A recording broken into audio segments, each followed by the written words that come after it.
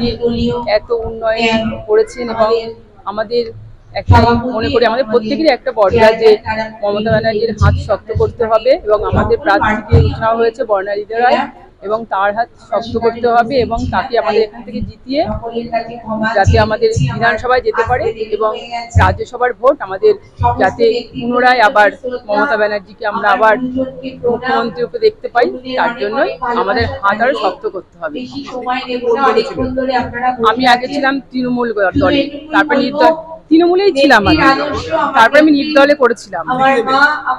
নির্দল, তারপরে আবার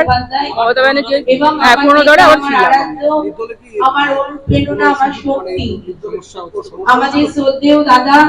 না কোনো সমস্যা হয়নি আমাদের, যেহেতু রাজ্যের ভোট আসছে যেহেতু, তারপরে মমতা ব্যানার্জি আমাদের প্রত্যেকের যেমন লক্ষ্মীর ভান্ডার থেকে শুরু করে যুবসাথী থেকে শুরু করে প্রত্যেকেই কিছু না কিছু পাচ্ছেই, প্রত্যেকেই পাচ্ছে আশা করা যায় এবং ওনাকে আবার পুনরায় আমরা আবার মুখ্যমন্ত্রী হিসাবে দেখতে চাই, তার জন্য আবার হাতটা শক্ত করতে হবে আমাদের, যার জন্য আমরা যোগ দিয়েছি এবং বর্ণালীদিকে আবার আমরা এমএলএ হিসাবে আমরা বিধানসভায় পাঠাতে চাই।